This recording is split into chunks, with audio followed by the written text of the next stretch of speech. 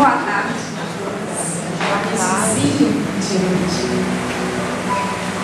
É com o coração muita alegria que a gente se reúne para um bate-papo sobre Chico. Bem de coração para coração, porque sempre que eu penso em Chico, eu penso em sentimento.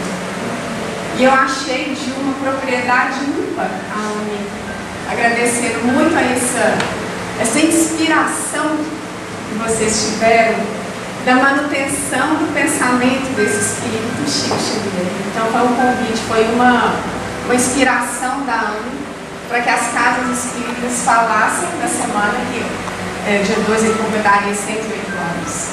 Da semana de aniversário de Chico Xavier, em que cada casa espírita vai falar sobre um tema. Aí se apagou, foi tudo. Baixou o microfone. Você abaixou o microfone. Aí não tentou ainda. E aí, coube a Regional Centro-Sul, da qual nós fazemos parte, o livro Pensamento e Vida de Emmanuel, competindo a nós da Fundação Espírita Cárita falarmos sobre o corpo refletindo a saúde mental. E eu sempre disse que, para mim, dos livros mais completos de Emmanuel é exatamente o Pensamento em Vida. É um livro pequenininho, mas é uma cartilha, assim, profunda sobre a educação, o progresso do espírito, sobre a doutrina, sobre Jesus. É um livro extremamente rico, muito proveitoso. E para que nós possamos, então, começar uma conversa muito gostosa sobre Chico, tem um livro muito bacana do homem que falava com espíritos, Luiz Eduardo de Souza, e ele tem algumas reflexões acerca de Chico, que eu queria que a gente construísse isso aqui juntos. Tem um capítulo que ele fala assim: o que eu deveria ter aprendido com Chico Xavier? E ele começa falando que ele iniciou a escrita desse livro 4 anos após o desencarne de Chico. Ele já era um biógrafo de Chico, mas ele iniciou a construção, a escrita desse livro 4 anos após, onde ele foi a Uberaba, onde ele foi conhecer Chico, foi ver qual era o legado de Chico. Ele falou que ele foi ao encontro de Chico, e eu fiquei refletindo sobre aquilo, quando ele perguntou o que ele deveria ter aprendido de Chico. Eu acho que todo mundo tem um caso que já ouviu a respeito de Chico. Tem algum caso para lembrar, um fato interessante, uma história marcante. E nesse primeiro momento era isso que eu queria ouvir de vocês. O que vocês aprenderam com Chico? Tudo nosso. Qual história? Realidade. Eu quero a história. Qual história? Eu escutei muitos livros. Eu sou uma viciada em audiobook, porque para que eu consiga concentrar os meus pensamentos, eu escuto muito audiobook quando eu estou dirigindo. Eu sou viciada em audiobooks. E eu ouvi muitos livros sobre a biografia de Chico antes de receber o convite até para fazer o estudo. E eu vou ao trabalho, eu trabalho um pouco distante, eu vou e volto ao trabalho ouvindo livros. E eu ouvi muita coisa sobre Chico que me fez refletir muito acerca da minha personalidade e do que eu poderia mudar. E eu queria saber de vocês, o que vocês aprenderam com Chico? Fala. Foi uma história que quem contou foi a Alda, do Chico, que teve uma vez que o Chico foi numa vendinha comprar legumes, né? Aí ele foi com essa senhora, e aí ele pegava na banca de tomates um tomate bom e um tomate estragado. Um tomate bom e um tomate estragado. E aí ela perguntou pro Chico: ai Chico, por que você está pegando um tomate estragado? Porque quando alguém vier pegar, ainda sobem tomates bons para aquela pessoa que chegar.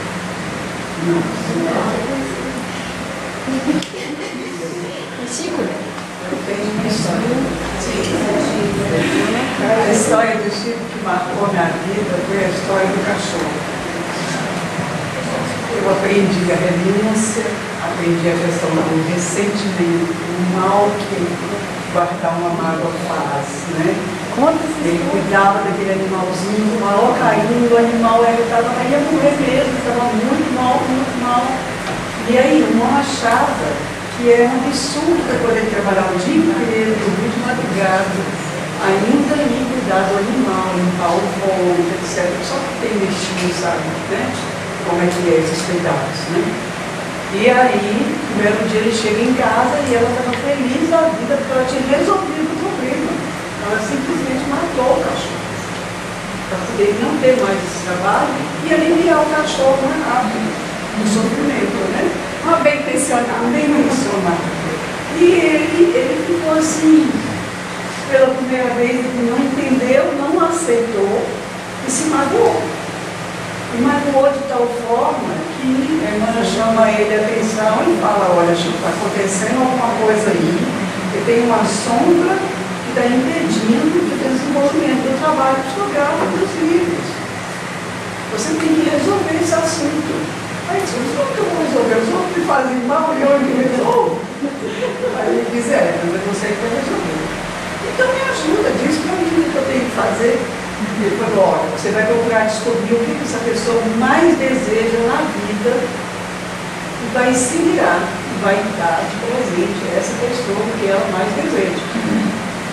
Não, mas Wilson, magoado, ferido, viu esse meu animalzinho, e eu ainda vou presentear que ele fez mal. Ele falou, Chico, a lição é de Jesus, não é minha. Aí ele falou, bom, se é de Jesus, né, tem que fazer.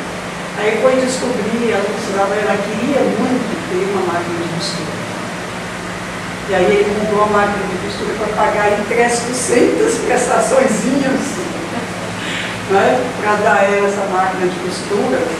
E a felicidade dela foi tão grande, que a alegria dela desanuviou a sombra de ressentimento e de nada que ele levava possível, né?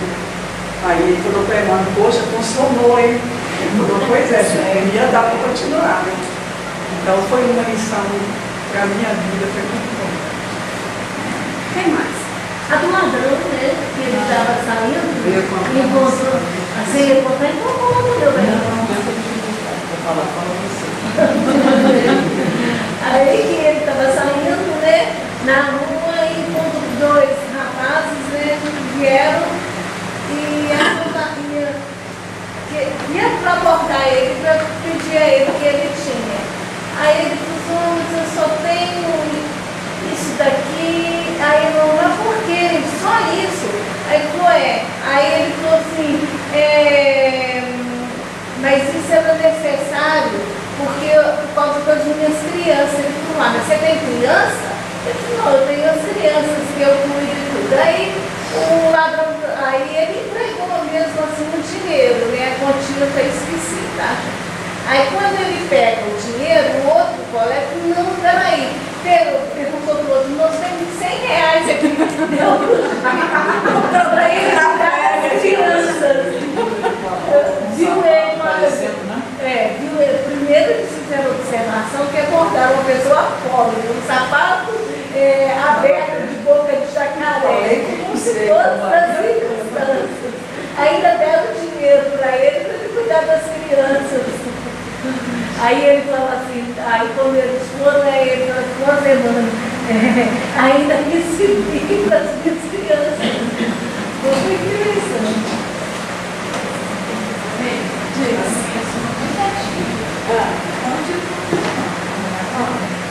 Fala só um pouquinho mais alto para a gente. Estava começando a liberar o trabalho, né, de assistência, e aí eles marcavam um dia para eles. Aí eles perguntou uma pessoa que participava do trabalho. Aí estava chovendo, mas era chuva, mas era muita chuva. E eles não conseguiam, né, sair. O material deu sujeito, tinha que esperar a chuva passar. Foi quando levasse mais tarde.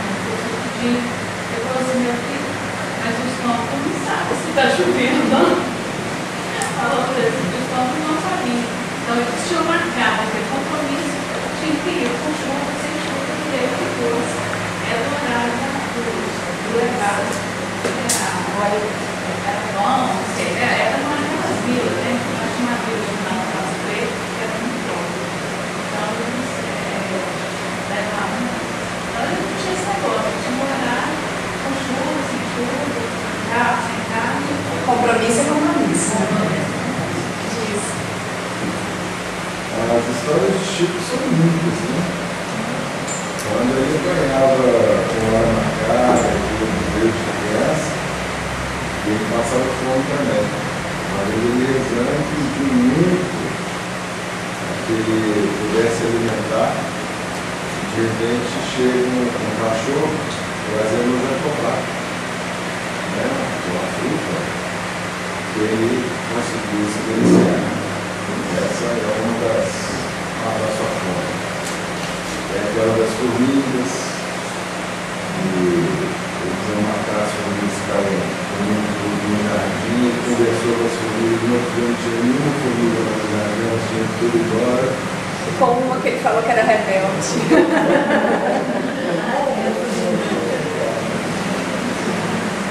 Diz. Tem uma de que uma senhora frequentava o lado dele, chegou muito entusiasmada porque havia descoberto quem ela havia sido numa encarnação. E ele, delicado, né? Falou, é mesmo, o que você foi? Eu fui uma Marte, a Roma antiga. Eu fui comida pelos leões do Ciro. E você, Chico, você sabe quem você era? Quem você foi? Eu era a boca do leão.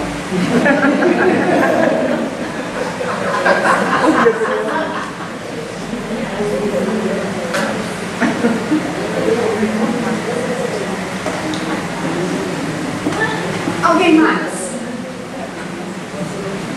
Porque de fato são tantos casos no Chico, mas eu vou voltar à pergunta que o Luiz Eduardo fez. O que eu deveria ter aprendido com ele?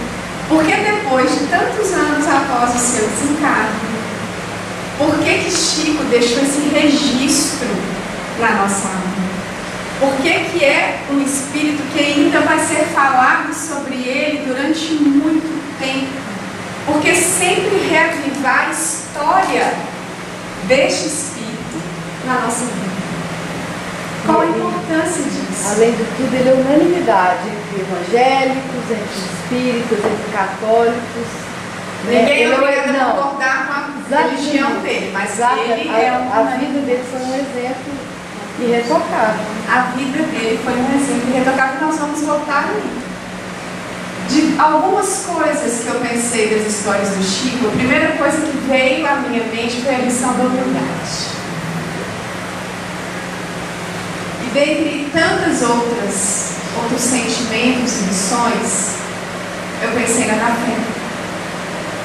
Porque quando ele fala, o senhor fala para mim do Jatobá, e ele tem uma frase quando ele vai falar a respeito da mãe dele, da madrasta, da fé que ele tinha e tanto que ele amava Jesus.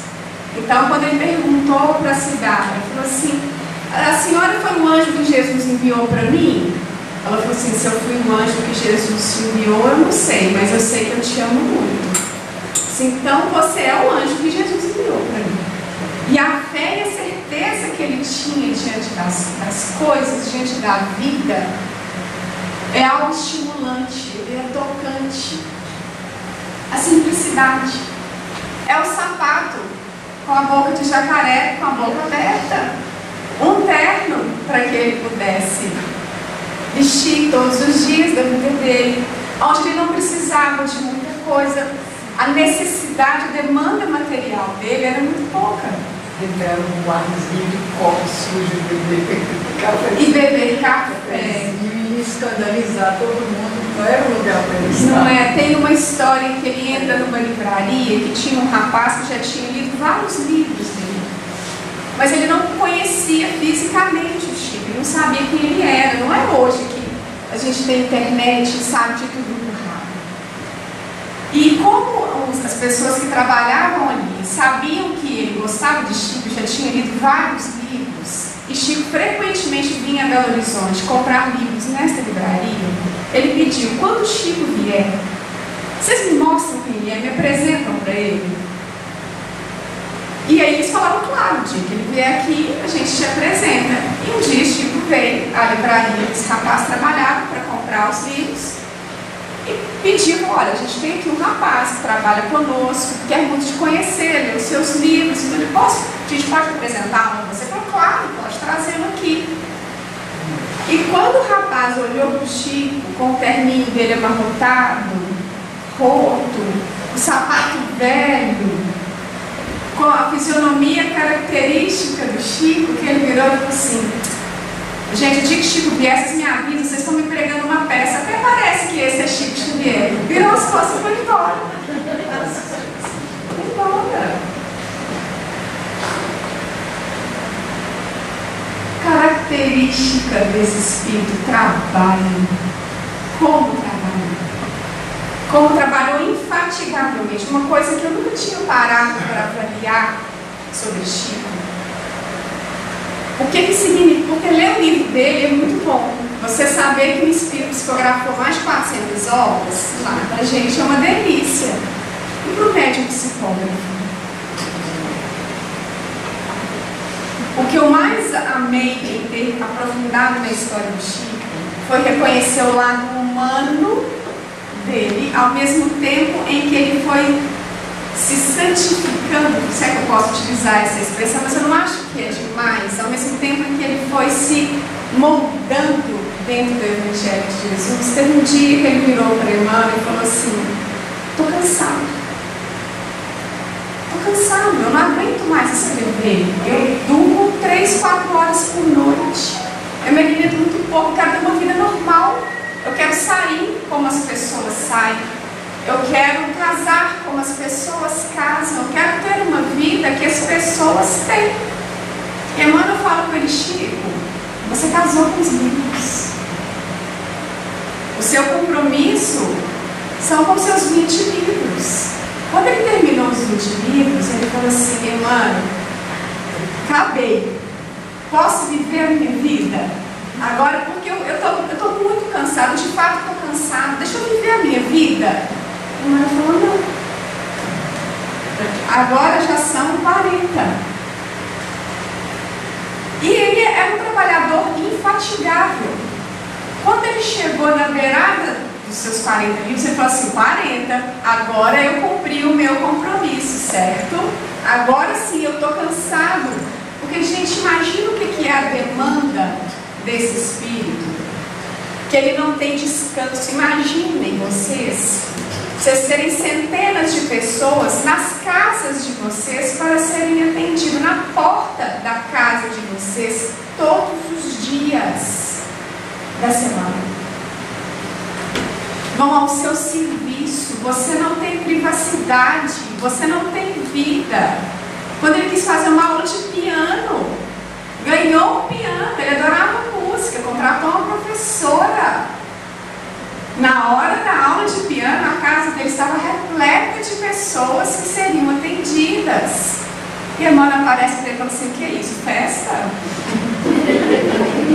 Você acha que as pessoas vão ficar aqui ouvindo você ter aula enquanto elas estão sentindo dor? E ele doou o piano. Porque o trabalho dele era outro, é uma renúncia por entendendo a vida de servir ao outro. Por que eu gosto de...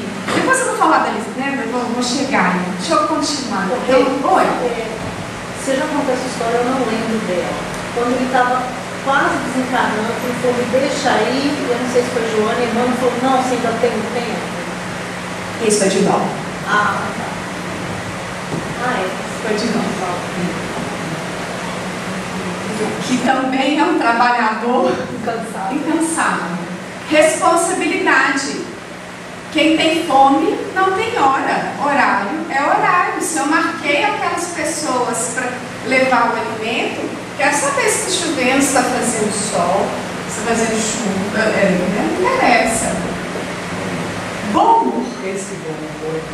Esse bom humor dele é cativante. A alegria dele de viver é algo que cativa. E a gente vai conversar sobre bom humor hoje. Oi?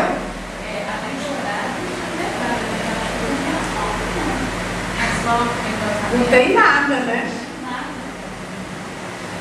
apóstolo da caridade. Inegavelmente, Chico é reconhecido pelas suas obras.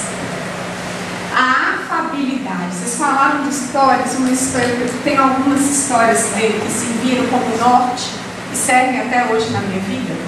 Uma delas é quando chega uma pessoa na casa, né, a casa onde ele trabalhava, e na hora do passe ele dá um tapa na cara do Chico. Tem logicamente uma história ali por trás, ela não chegou lá assim do nada. Ela deu um tapa na cara dele e ela ia receber o passe dele. E aí ele falou que não ia dar o passe. E a Emmanuel virou e falou assim: vai, claro que você vai. Ela está desequilibrada. Eu falei: mas eu também. Ela enfiou um tapa na minha cara. Ela bateu em mim, eu também estou. Tem direito? Eu tenho direito. Ele falou: não. Ela é uma pessoa infeliz, ela está infeliz. E aí Chico foi lá, deu um passe nela e conversou com ela. E aquela dor que ela sentia com a perda, que fez com que ela fosse lá dar um tapa na cara do Chico, se dissolveu. E essa vibração foi diferente. Então, essa afabilidade desse espírito, aquela humildade de beijar a mão de todo mundo com quem ele encontrava, essa doçura. Chico é uma lição de vida. É por isso que a gente ainda vai falar dele muito bem. Porque ele deixou um legado para a gente de lição de vida.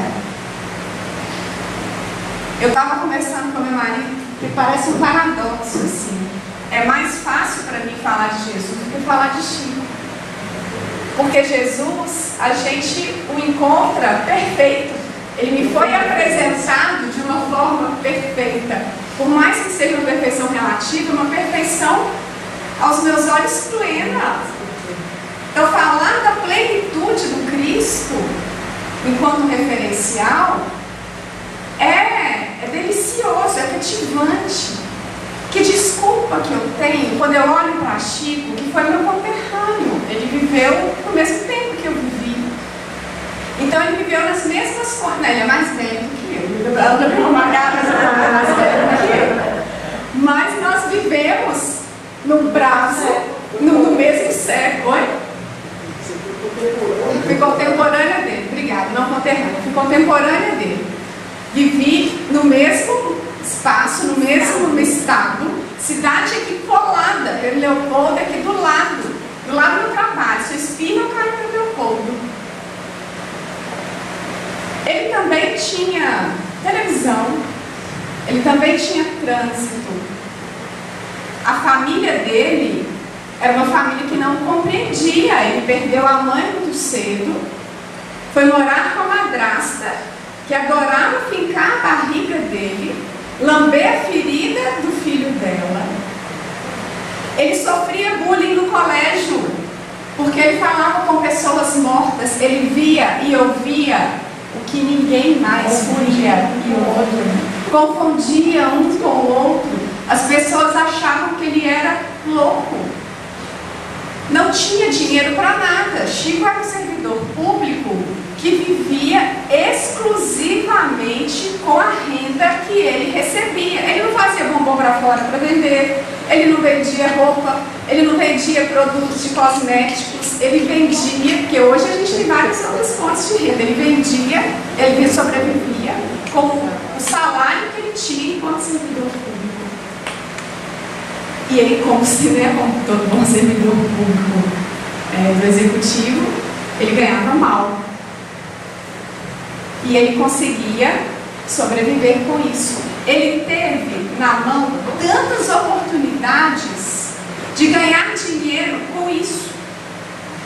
E ele não ganhou. E o pai dele achava um absurdo ele não receber nada. Eles eram pobres. Nada fazia Chico desistir de servir. Eu falo que Chico, ele é uma pessoa que ele queria viver, então ele falava para a mãe: eu quero viver, eu quero ter a vida normal que as pessoas têm, até que chegou uma hora que ele não quis mais, porque ele entendeu. E essa é a grande lição de vida que Chico nos deixa, ele trazer todas as dificuldades dificuldades que são nossas, familiares, de saúde, gente. Chico tinha problema de visão, ele tinha problema de labirintite, ele tinha problema de cardiopatia, teve câncer de próstata e não deixou de servir. E às vezes a gente deixa de vir a uma atividade porque está chovendo, porque está calor, porque eu estou cansado, porque eu estou com dor de cabeça, porque eu estou com o pé, com dor na coluna. E ele não deixava de fazer as atividades que ele tinha que fazer. Por isso que ele é uma lição de vida. Ele passou por várias condições de adversidade. Ele não tinha uma boa saúde, ele não tinha uma família que o apoiava. O pai dele fez com que o amigo levasse a um bordel, porque ele não conseguia aceitar o celibato do filho. E logicamente o Chico, né, gente? Quando ele chega, o serviço parou. O serviço parou. Ele chegou, o serviço parou. Hoje a casa fecha mais cedo, vai todo mundo embora. O que elas vão fazer? Rezar. Não tem serviço no dia que ele está lá. Então ele tinha incompreensão da irmã, do pai, os familiares doentes, com dificuldades financeiras, ele próprio com dificuldade de saúde, passando por tantos contextos de discriminação. Por isso que Chico é uma lição de vida. E por que a gente está trazendo isso, Renata? Por que você está falando isso tudo se a gente vai falar sobre saúde? Porque Chico foi o homem que conjugou o verbo amar. E quem ama, não esquece. É essa uma grande lição que Chico deixa para a gente. Essa frase não é minha, essa frase também é do escritor Luiz Eduardo de Souza. Chico Xavier, o homem que conjugou o verbo amar. Eu vou falar que mais do que isso, foi o homem que viveu o verbo amar. Ele trouxe para a gente tantos exemplos, por isso que eu falo que foi difícil na hora que eu parei, assim, eu olhei para a minha vida, as dificuldades pelas quais intimamente eu passo, pensando no projeto da nossa casa, dentro de um projeto Caridade, esse momento de entrega, disponibilidade de seguir o Cristo. E quando eu olho a disponibilidade que este Espírito teve para seguir Jesus, quando ele abriu mão de si próprio para introjetar Paulo, não sou eu mais que vivo, mas o Cristo que habita em mim. Ele foi o exemplo máximo, sim, dessa expressão de Paulo, de viver dentro da lei de amor. E em cima disso, para a Organização Mundial da Saúde, o que é saúde? É um estado de completo bem-estar físico, mental e social, e não consiste apenas na ausência de doença ou de enfermidade. Então a gente vê aqui três contextos, três elementos que compõem o conceito de saúde, que ele é físico, ele é biopsicossocial, ele é biológico, ele é psíquico e ele também tem o seu plano social. Isso tudo compõe estar dentro de uma saúde plena. E estar em saúde plena, guardem isso, não é necessariamente estar ausente de enfermidade. Não falei que Chico foi o homem que conjugou o verbo amar? Mas eu também não falei que ele tinha problema de visão, ele tinha cardiopatia, labirintite, tudo isso. Tenho para mim que mais como servindo de estímulo para que a gente olhe para a gente e fale assim, está vendo? Não tem impedimento para seguir o Cristo. Não é porque a nossa família não aceita a nossa religião. Não é porque estamos temporariamente debilitados fisicamente. Não é por nenhum motivo que a gente vai deixar de seguir o Cristo. Porque isso precisa ser uma condição nata para a nossa felicidade. Emmanuel, do Consolador, que fala que para o homem da terra, a saúde pode significar o equilíbrio perfeito dos órgãos materiais. Para o plano espiritual, todavia, a saúde é a perfeita harmonia da alma. E como que a alma está em perfeita harmonia? Quando ela está em conexão com as leis divinas. falar de saúde, nós vamos falar de estarmos em contato com as leis divinas, de estar envolvido em conexão com Cristo, com Deus. Lourenço Prado, no livro Instruções Psicofônicas, fala que saúde é o pensamento em harmonia com a lei de Deus. Do outro lado, a doença é o processo de retificar, corrigindo erros e abusos perpetrados por nós mesmos ontem ou hoje, diante desta lei de Deus. Se estamos doentes, nós não somos doentes. Se estamos doentes, é porque temporariamente estamos afastados das leis divinas. Não estamos caminhando junto com as leis divinas. Então, temporariamente, até que se reavive a lei divina dentro da gente, adoecemos. Humberto de Campos tem um conto que chama O Anjo da Saúde. E ele fala que uma determinada pessoa que estava muito doente, já tinha um bom tempo, e ele já tinha buscado todos os recursos possíveis para a sua cura, e ele não aguentava mais, a carne dele já estava em estado de putrefação, ele sentia dores lancinantes todos os dias, ele já não estava dando conta mais de viver, e numa prece sentida de joelhos, ele pede a Jesus, por misericórdia, que mande um anjo tutelar para curá-lo, porque ele não estava aguentando mais. E Jesus se sentiu comovido diante da prece que foi sincera. E encaminhou o anjo da saúde. Quando esse espírito vê o anjo diante dele, ele fica maravilhado e pede, clama que ele seja curado, porque ele não aguenta mais tanto tormento. E ele estava para sucumbir diante da própria doença e do seu desalento.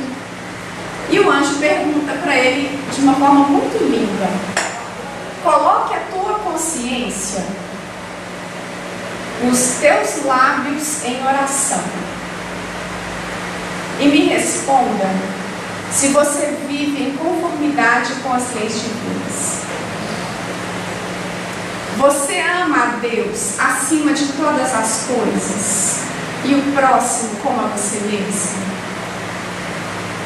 Aí ele, dentro daquela relutância de assumir o próprio erro, mas diante do anjo na frente dele, ele com vergonha de mentir, fala: é verdade que eu não cumpro integralmente a vontade divina para dentro da minha vida. Aí o anjo continua: você está disposto a perdoar incessantemente as pessoas que tenham te ofendido?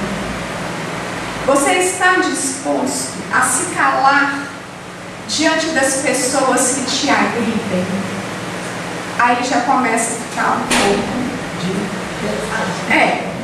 ele já começa a ficar meio pesaroso, um pouco angustiado, porque ele vê que ele não está caminhando neste lugar. Se você está disposto a ter uma ajuda fraternal com todas as pessoas que você convive, e ele fala assim: ainda não. Você está disposto a viver a lei de amor na sua plenitude? E aí ele já estava resoluto de que não ia dar certo. Falou: olha, se você não consegue viver, perdoar, servir ao Cristo, você não está pronto para mim. Não peça aquilo que você ainda não tem condição de receber. Peça que Deus te dê a energia para que você possa enfrentar aquilo que você precisa enfrentar. E o anjo foi bom. Cada vez que adoecemos, pode ser uma simples dor de cabeça, uma pequena gripe, um pequeno resfriado. É porque as nossas vibrações, elas estão em sentido contrário de alguma ordem com as leis divinas. E ainda bem que iniciam com simples gripes, simples resfriados, pequenas dores de cabeça, mas são imensas sinalizações de que o nosso pensamento, o nosso agir, a nossa vibração, ela não está caminhando dentro da lei divina.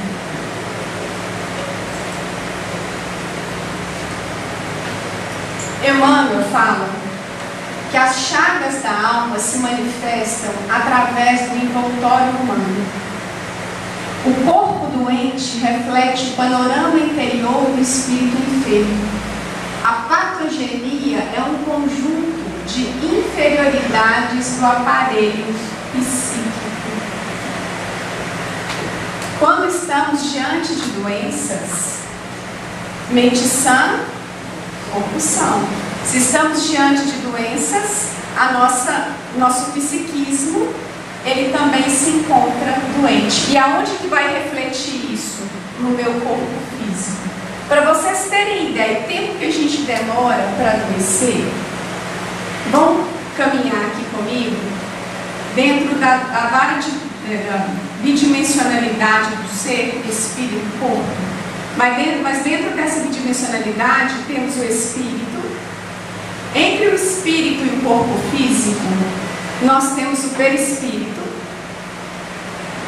e o duplo etérico, enquanto uma projeção desse perispírito, dessa aura, esse corpo magnético que nós temos. Para vocês terem ideia, quando a mente do espírito adoece, quando os pensamentos estão densos, e ele manda esta vibração para os nossos centros de força, em que algumas doutrinas, algumas religiões também vão chamar de chakras. Então, quando eles mandam, o cérebro manda esse pensamento envolto em vibrações dos sentimentos para os nossos centros de força, demora um tempo para esse centro de força adoecer. E por que demora um tempo? A gente não faz prece? A gente não toma passe? Não estamos no trabalho do bem? Então, logicamente, essas energias, elas vão sendo renovadas, elas vão sendo restauradas. Então, quando essa vibração de ordem inferior entra dentro do meu corpo somático, dentro do perispírito, e ele vai criando camadas densas que acabam por adoecer o meu perispírito, os órgãos do perispírito. Isso vai passar por esse duplo etéreo e só depois chega no corpo físico. Olha quantas camadas de absorção vão acontecendo até o corpo adoecer. E ainda trazemos doenças. Para que a gente possa pensar, deixa eu mudar a palavra, para que nós possamos refletir sobre a força de uma criação mental na construção da saúde e da doença.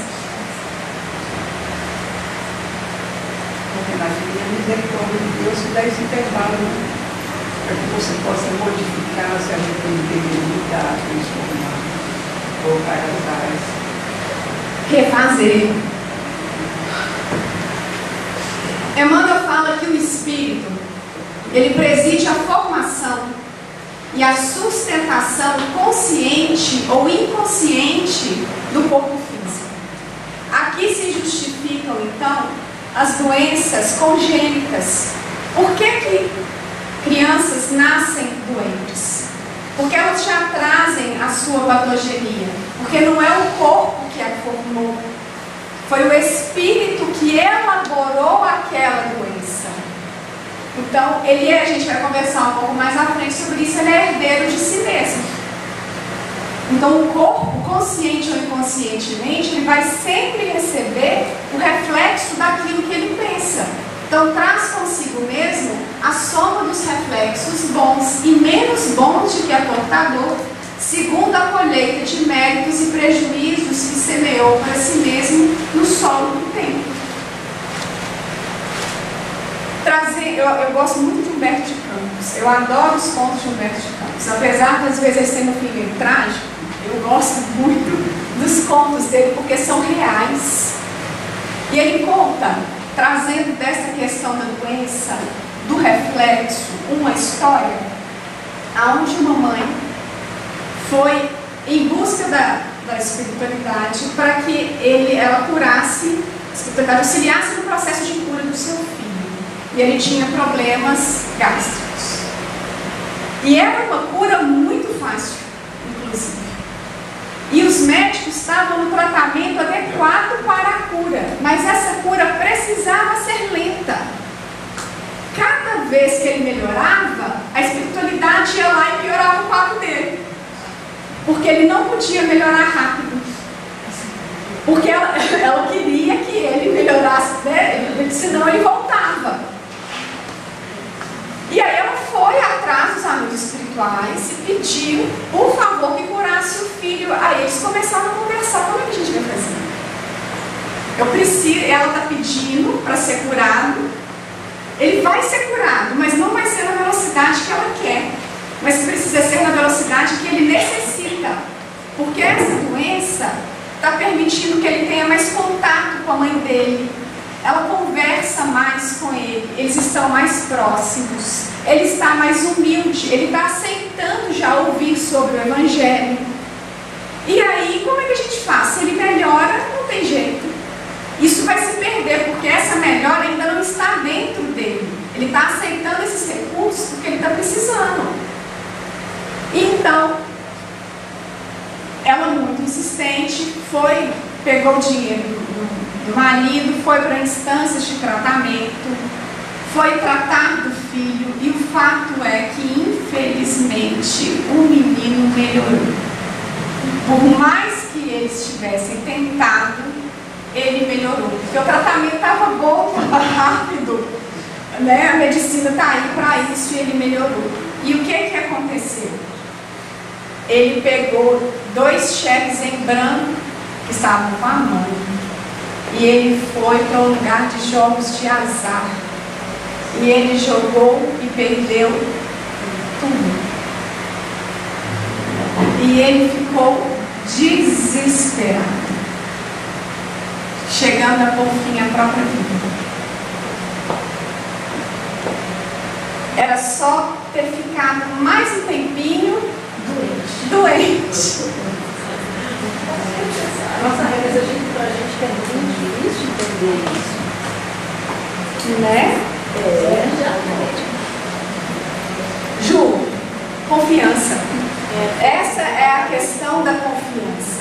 Quando a gente promove todos os recursos que a matéria tem, mas conseguir entender o lado benéfico da dor. O lado benéfico da doença é quando ela me retrata exatamente essa necessidade de reajuste com as leis divinas. Porque se tem uma doença, é porque tem um sentimento ali que precisa ser trabalhado. Existe Oi? E que não se cura da noite para o dia. Quando a gente vira para Jesus e fala assim, eu quero a cura, não é a cura do corpo físico que ele vai promover, é a cura do espírito. E essa é um pouco mais lenta. O corpo físico é um mata-borrão. É essa hora que a gente vai utilizar os medicamentos e serve para isso mesmo, para que a gente consiga sobreviver. Mas a cura mesmo é a da alma, é do sentimento que adoeceu, é do pensamento que adoeceu. Ela não é a cura do corpo físico. E é essa a cura que Jesus promove. Então o Espírito, ele sempre preside, ele sempre está à frente a formação e a sustentação consciente e inconsciente do corpo físico. A gente vai conversar um pouco mais à frente sobre isso. André Luiz fala que o corpo herda naturalmente do corpo, só que segundo as disposições da mente que se ajusta a outras mentes. Os filhos geneticamente herdarão dos pais, por isso que o corpo herda naturalmente do corpo.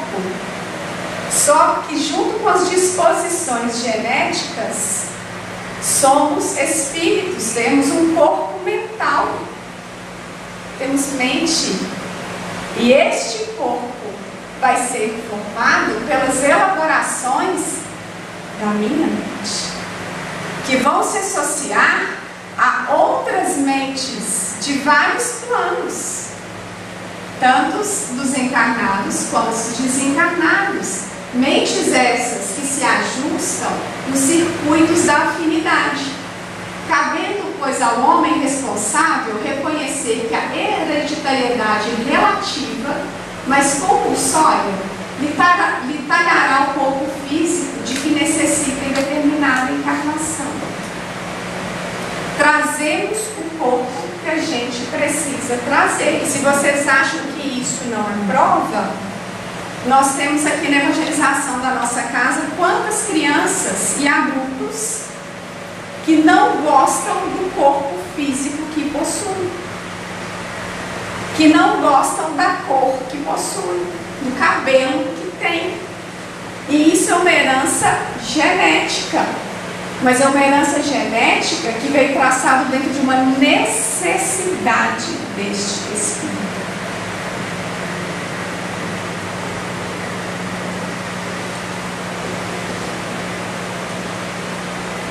Joaquim Murtinho fala que a mente aflita,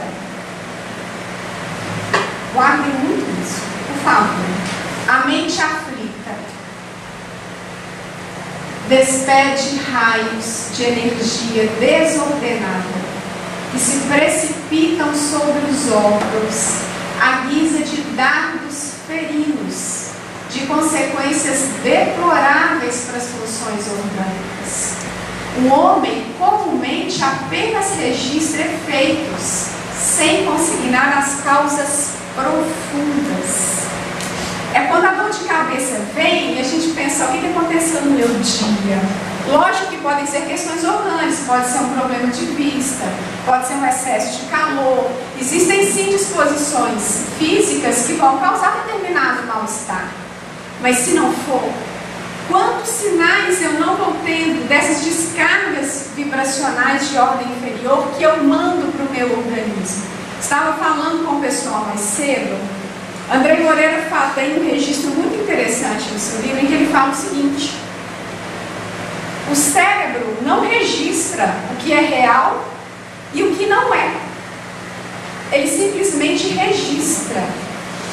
E eu fiquei pensando nas minhas criações mentais, nos diálogos mentais que eu promovo, nessa realidade, nas preocupações que ainda não aconteceram na minha vida. Eu penso e penso e penso naquilo, e o meu cérebro cria uma realidade orgânica para mim.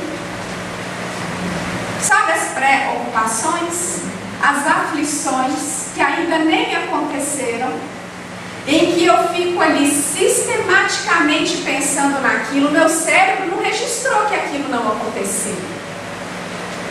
Para ele, aquilo aconteceu.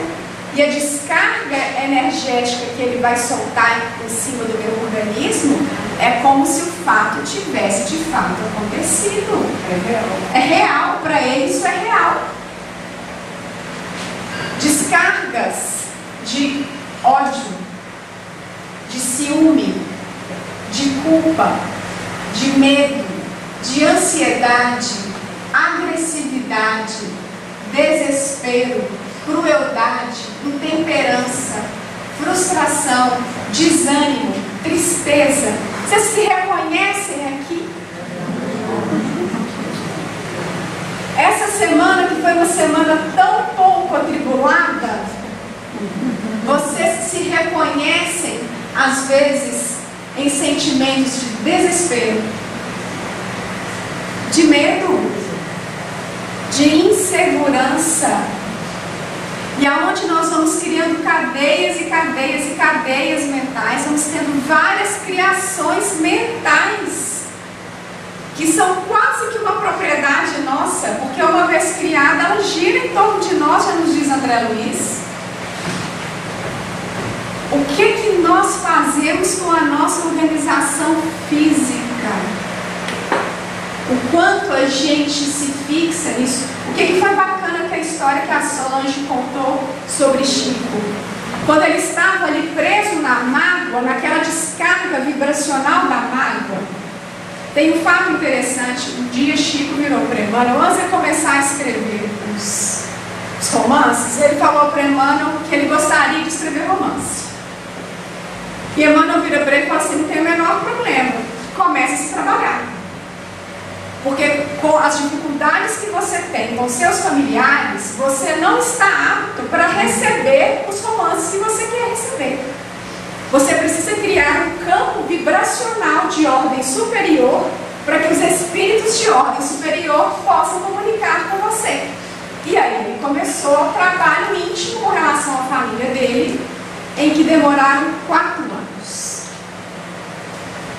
E qual que foi a lição de Chico quando a Solange traz a história da mágoa, aonde ele abre mão desse sentimento por conta do trabalho, porque estava prejudicando o trabalho. O que ele preferia?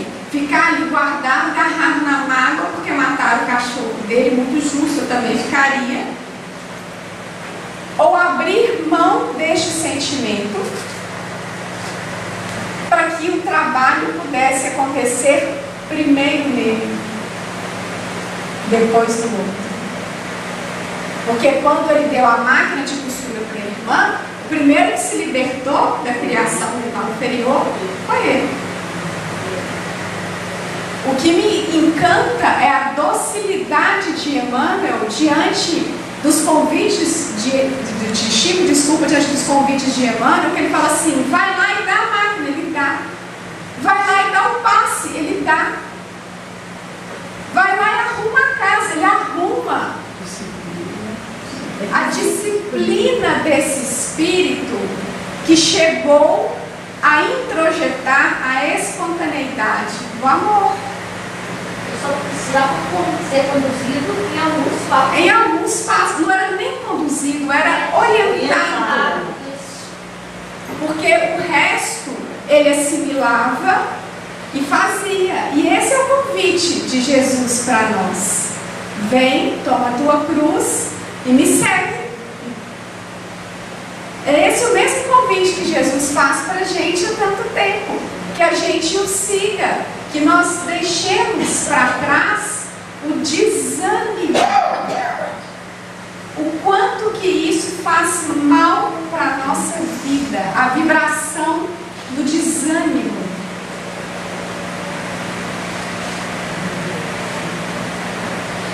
Joaquim Murtinho continua, Murtinho Sermano. Eu coloquei a fonte errada, desculpa. É ainda na alma que reside a fonte primária de todos os recursos medicamentosos definitivos. Se eu sou responsável pela doença que eu carrego, que eu construí, também sou responsável pela cura. E o que é o mais legal, está dentro de mim. Todos os elementos curativos estão dentro de mim, à minha disposição, para que eu possa utilizar.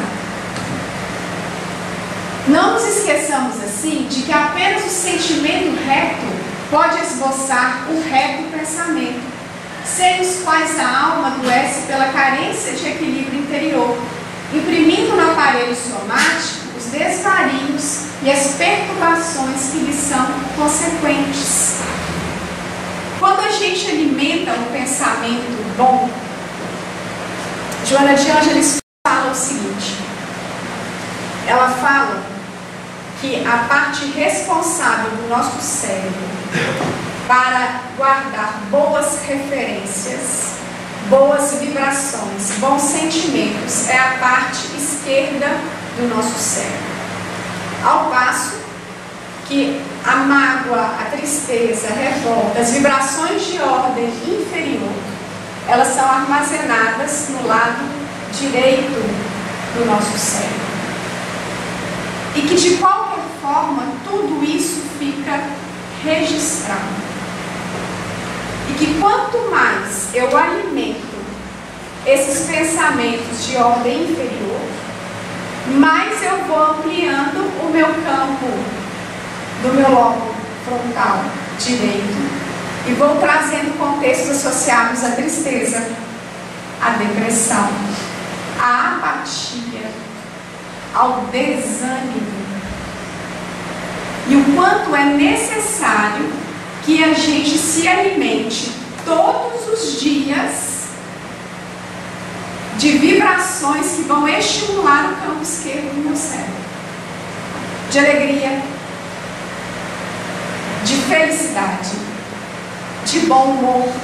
Então ela fala que a felicidade, o bom humor, a alegria, eles produzem componentes que eles auxiliam, acho que se não me engano são os linfócitos, que eles auxiliam na imunidade do ser humano. Ele fala que pessoas felizes vivem mais, porque elas aumentam o seu padrão vibracional, e aumentando o seu padrão vibracional, aumentam a sua imunidade. Um dia, Joana falou, Joana íntimo, né? Joana de Angeles falou com o Divaldo que sempre que possível e fosse saudável, que ele fizesse as pessoas sorrirem em sua palestra, porque sorrir despertava serotonina, que era o hormônio responsável pela felicidade, e que isso era capaz de promover e auxiliar nos processos de cura.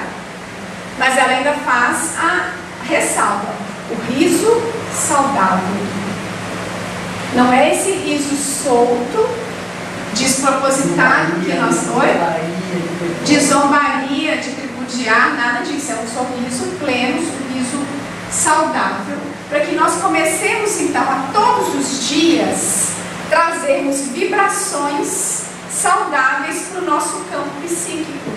Porque de vibração ruim a gente tem na hora que a gente liga o jornal, na hora que a gente está dirigindo, na hora às vezes que eu encontro com pessoas que eu não gosto muito, quando eu sou contrariado. Então no meu dia a dia eu já recebo uma enxurrada de estímulos para que eu produza as vibrações de ordem inferior, competindo a nós, por nossa vez, que queremos a busca pela saúde e pela plenitude, buscarmos também recursos e estímulos para que a minha mente produza vibrações de ordem superior.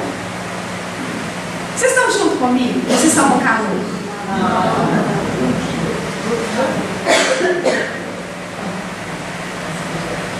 Qual seria?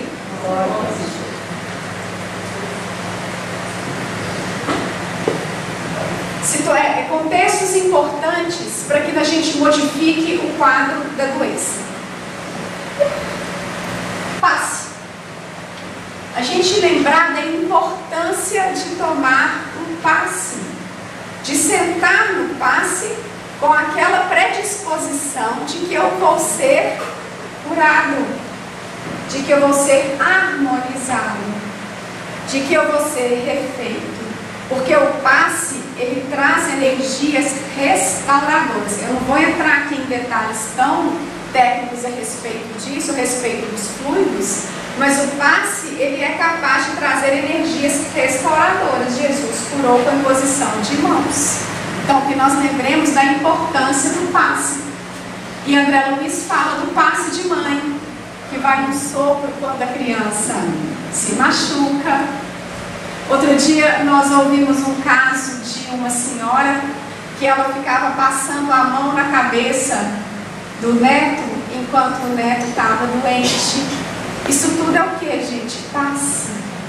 Que a gente lembre dos recursos divinos do passe. Oração. Outro dia eu estava brincando com o pessoal. Alguém consegue rezar bravo? Sabe aquela coisa assim que você está rezando do Senhor Jesus? Abençoe Solange, eu tenho a raiva dessa mulher, que se eu pegasse Solange, eu ia dar nela. Ninguém reza assim. Quando a gente se dispõe a rezar por alguém, automaticamente a minha vibração com relação àquele alguém, ela muda, nem que seja um pouquinho, porque a gente não vai pedir para Jesus torcer o pescocinho do inimigo. A gente vai pedir força, sustentação, amparo, compreensão. Nós já vamos começando a abrir, a mudar a nossa mente. para que aqueles sentimentos que me fazem adoecer possam ser modificados. Sintonia.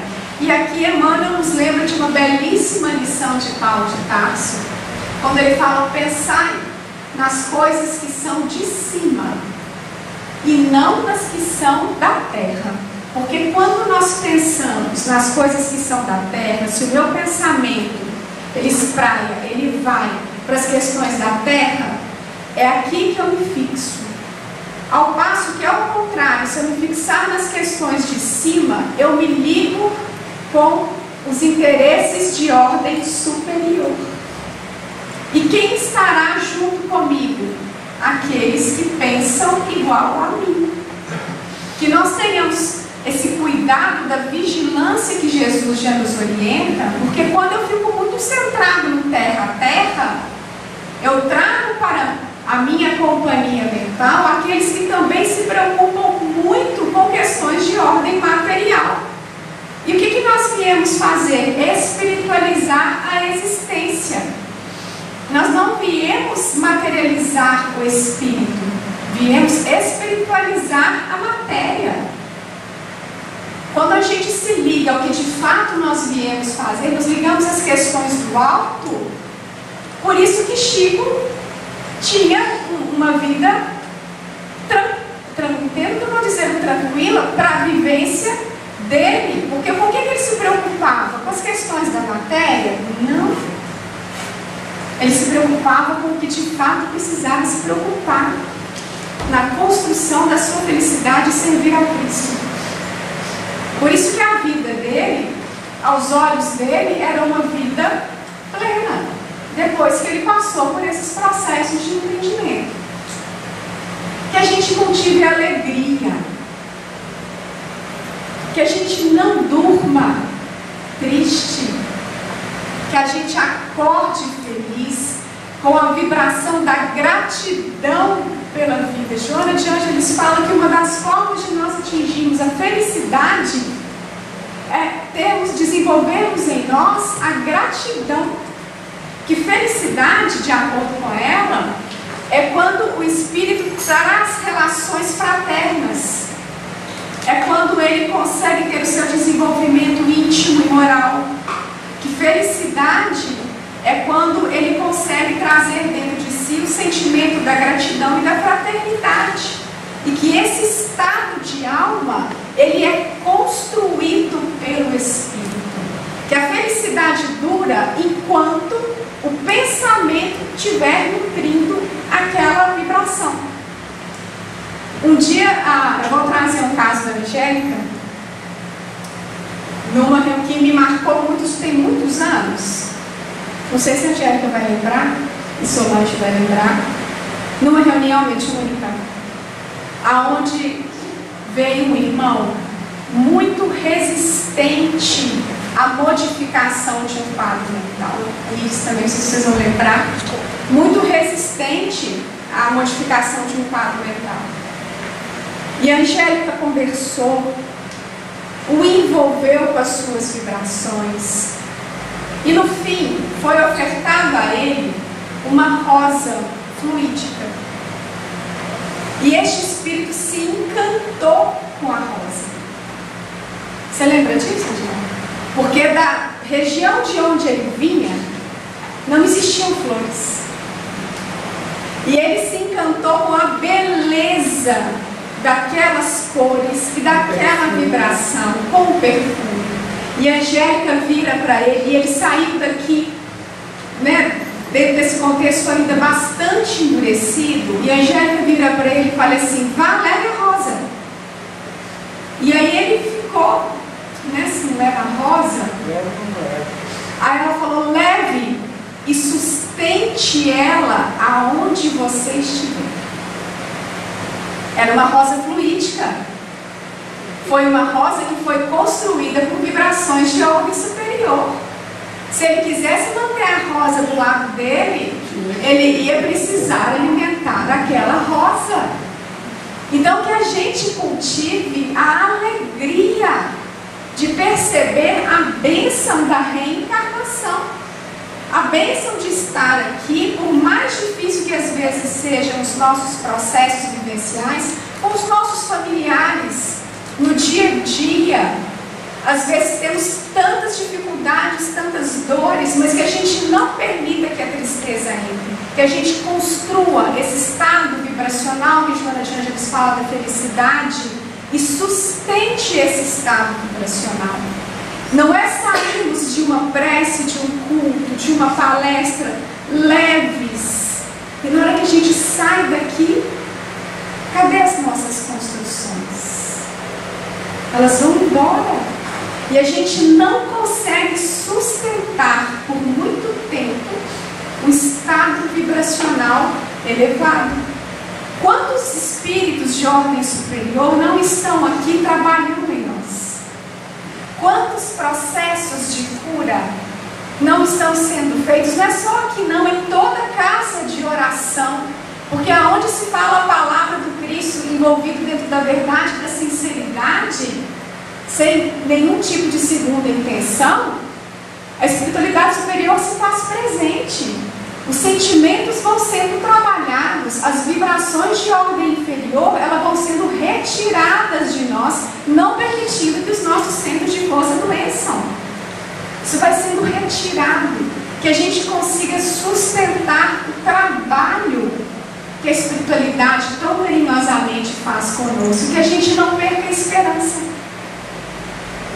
A esperança no porvir, a esperança da melhora, a esperança no futuro, que a gente não deixe de cultivar dentro da gente essas vibrações de ordem superior, que a gente jamais abra mão do trabalho no bem. O trabalho no bem que a gente faz dentro de uma casa de oração, nós também fazemos na nossa casa, fazemos na rua, fazemos com os nossos vizinhos, que a gente jamais desista do bem. E de servir ao bem, de estarmos em contato. Não falamos lá no início que a saúde é quando estamos em conexão com Deus? É quando estamos em consonância com as leis divinas? E o trabalho no bem promove isso conosco. Ele permite que nós vibremos dentro de um patamar que vai nos trazer saúde. Com o tempo, aprenderemos que se pode considerar o corpo como prolongamento do espírito. E esse prolongamento aqui está entre aspas. Mas faz muito sentido, desde que Emmanuel fala de que o espírito preside a formação do corpo. Então, com o tempo, aprenderemos que se pode considerar o corpo como prolongamento do espírito. E aceitaremos no Evangelho do Cristo o melhor tratado de imunologia contra todas as espécies de enfermidade. Qual foi a lição de Jesus? Ama. Ama. Perdoa. Serve. É esse o que o Evangelho pede, é muito simples. Perguntaram para Chico qual que era o homem mais rico, porque na visão dele, qual que era o homem que seria mais rico? Ele falou, o homem que vive de acordo com as suas necessidades. E qual aquele que é mais justo? Aquele que cumpre o seu dever. E aí, a pessoa virou para ele e falou assim, mas isso que você está me falando é muito óbvio. E ele vira para ele e disse, mas o Evangelho é óbvio. Meu filho, tudo que está no Evangelho é óbvio. Não existem segredos nem mistérios para a salvação da alma. Nada mais óbvio que a verdade. O nosso problema é justamente esse. Queremos alcançar o céu vivendo fora do óbvio na terra. Alguém te magoa? Qual que é o óbvio? Perdoa. Falaram mal de você? Qual que é o óbvio? Cale-se. E era isso que Emmanuel falava com Chico. A pessoa te bateu, ela está doente. Porque se ela tivesse sã, ela não faria isso. Quando ele fala assim, você passou por privação da matéria, você passou fome, ele falou assim, passei, imagina quanto tempo eu tenho que trabalhar se eu só pensasse em comida. Se eu só posso escrever na hora do almoço, né, na época que ele respondeu isso, se um dos maiores horários que eu tenho para escrever na hora do almoço, imagina se eu estivesse preocupado em comer. Como é que eu ia fazer para escrever? Gente, o Evangelho é óbvio. O que nos falta é o sincero desejo de botar a mão no arado e seguir Cristo. Todo mundo sabe o que precisa fazer. Alguém não sabe? Dentro das dificuldades que carrega, que provocam as descargas emocionais, que provocam essas emoções, alguém não sabe o que deve fazer?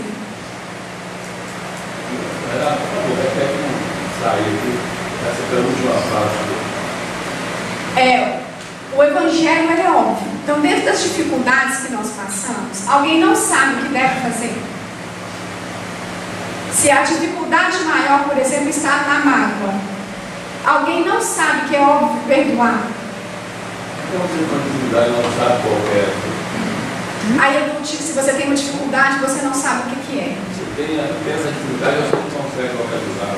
Aí eu vou te estimular a refletir sobre a dificuldade. Porque a única forma da gente perceber qual o recurso terapêutico do Evangelho para as dores que carregamos, para os sentimentos e viciações mentais que a gente ainda carrega, precisa de reflexão. Eu preciso reconhecer aquele sentimento em mim que precisa ser trabalhado. Para que eu busque no Evangelho esse recurso que vai alimentar a minha alma do bem, do belo, do amor e vai me reforçar.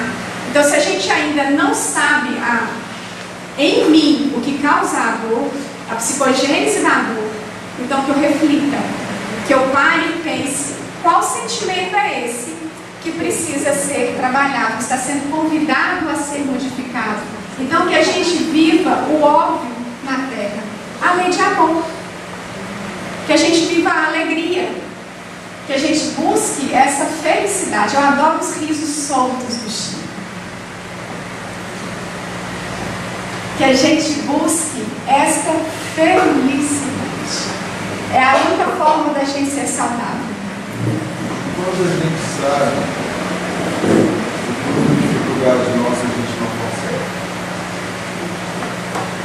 Bem-vindo ao time. Porque este é o grande convite do Cristo. Antes não sabíamos quais eram as nossas dificuldades. Antes não sabíamos que sentir mágoa era ruim.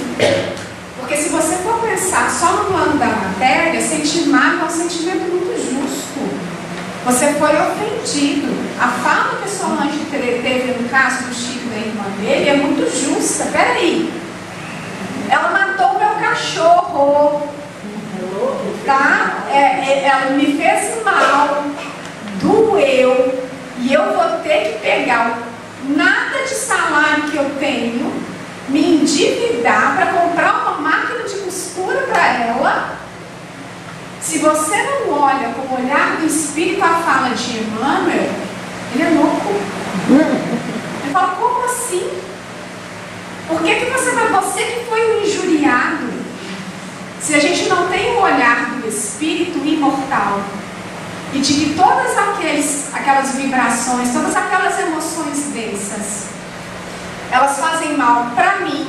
Se eu não tenho essa fé, o beneficiado sou eu e não o outro. Por isso que essa extensão que Jorge Coutinho fala, a extensão do corpo ser uma extensão do espírito, se eu não consigo vibrar nesse lugar, a gente entra nos processos de paralisação que a gente se encontra muitas das vezes. Quando eu brinquei bem-vindo ao time, é porque a maior parte de nós, se não for todos nós, estamos exatamente aí, aonde a gente hoje já reconhece a origem da doença. A gente já reconhece que aquilo faz mal, é uma patologia. O que precisamos agora é aceitar o convite do Evangelho de renovação. Quando Joana de Ângeles vai trazer em 3 das suas obras sobre os 4 gigantes da alma que nos impedem da libertação para a vivência da plenitude, saúde, onde ela coloca a rotina, a ansiedade, o medo e a solidão. Quando ela vai falar da rotina, ela fala que o espírito, o ser humano, ele foi criado por uma modificação constante. As nossas células se renovam constantemente. E isso é da lei divina. Quando eu escolho estagnar, eu estou escolhendo não dar asa à lei divina na minha vida, que é o processo de modificação. E isso tem uma consequência desastrosa na vida do espírito. Eu acho que é onde a gente se encontra. Eu sei o que eu preciso fazer, que é óbvio. Mas às vezes a nossa imaturidade da vivência do espírito imortal me impede de dar o próximo passo. Porque romper às vezes com esse sentimento, largar esse sentimento, dói. Joana de Ângeles fala que a felicidade é uma escolha. Eu escolho não mais nutrir aquele sentimento. É uma escolha que precisa ser feita todos os dias, para que isso vá crescendo dentro da gente. Por isso que eu falei para mim que foi tão difícil mudar uma rotina. Aí trazendo para uma fala que é própria da nossa casa, mudar o quadro de memória. Eu só mudo um quadro de memória se eu der para o Espírito, se eu der para mim uma nova verdade para que ele possa acreditar.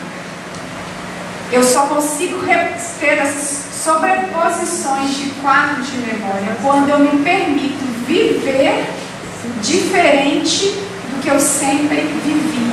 Se eu viver sempre as mesmas coisas, o Espírito vai buscar sempre as mesmas reações que são arquivadas. Eu preciso dar novos registros para ele. Nós vamos ter que ficar repetindo até que aquilo fique seja natural. Automático no nosso. E aí que entra em cheio a frase de Emmanuel: disciplina antecede a espontaneidade. É quando nós exercitamos tanto o bem que vai chegar uma hora que o bem ele vai ser algo natural. É quando Gabriel Delany fala no seu livro Evolução Anímica, quando ele vai falar de formação de caráter e de valores, que todo bem, todo caráter, toda vibração, sentimento que vai se transformar num valor, formando o nosso caráter, ele vai começar de uma forma que ela vai precisar ser refletida.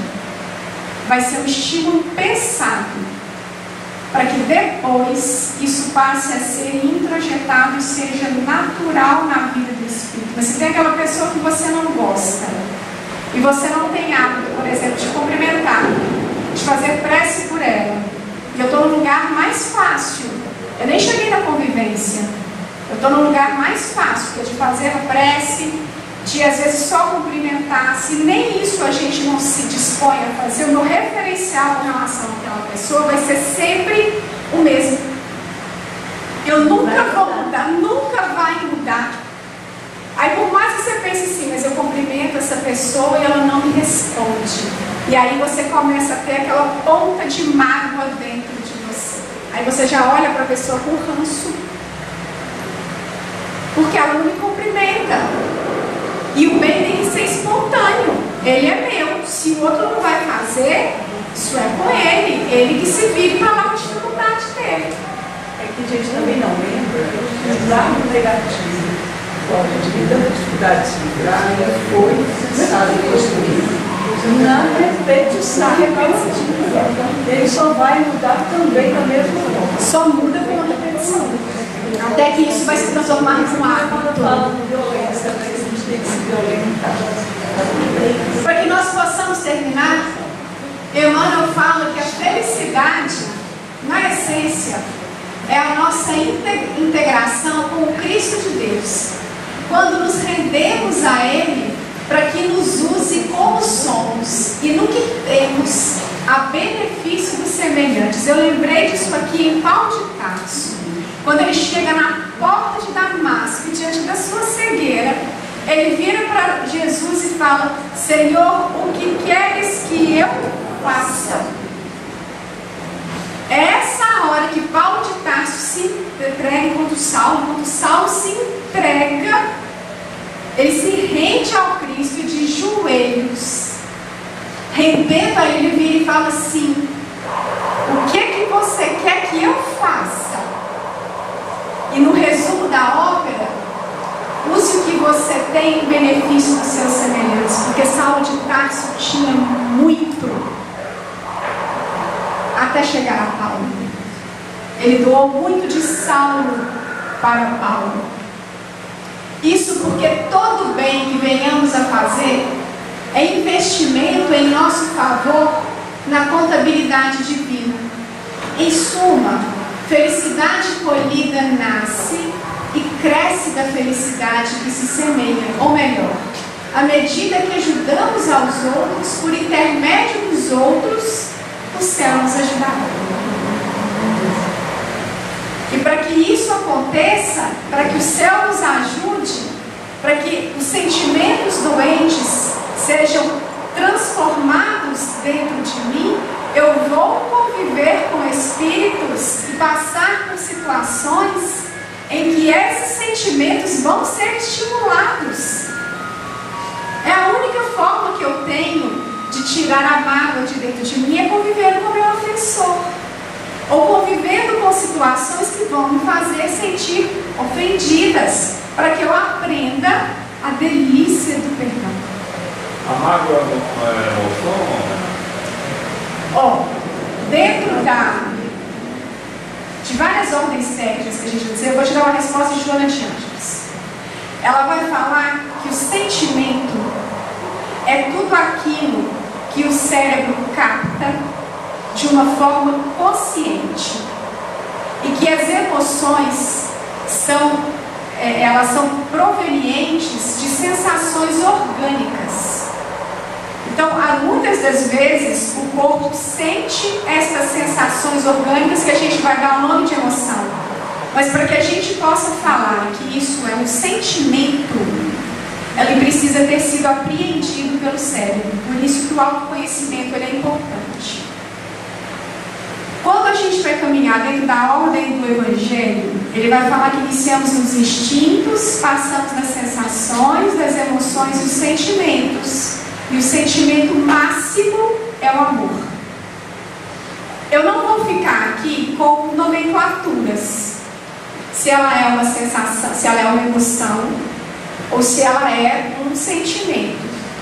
Vou utilizar a nossa linguagem popular, sentimentos bons e sentimentos ruins. Para não complicar, vou ficar com a linguagem de Joana de Ângeles, quando ela fala que sentimento são essas emoções que o cérebro consegue captar e elaborar.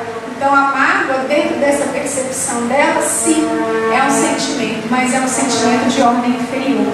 Porque as emoções que ela traz, as vibrações que ela desperta e carrega o meu perispírito são muito densas e me adoecem.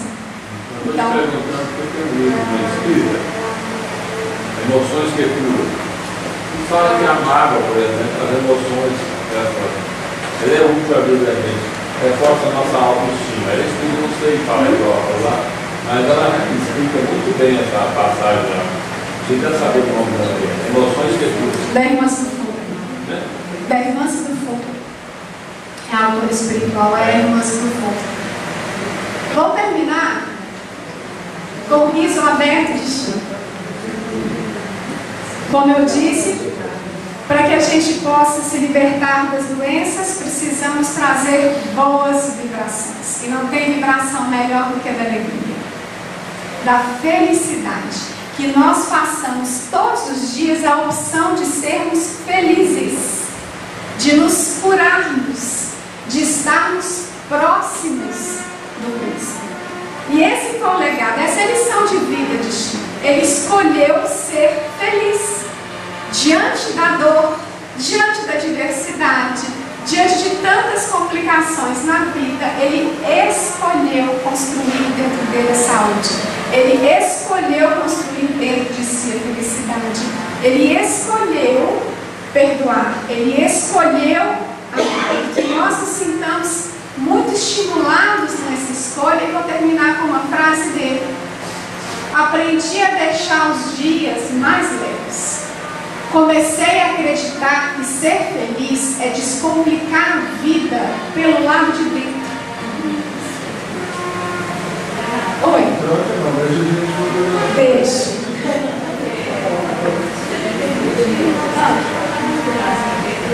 Pode. Fala só mais alto, por favor. A gente está falando de felicidade, né, gente? Tanta felicidade externa.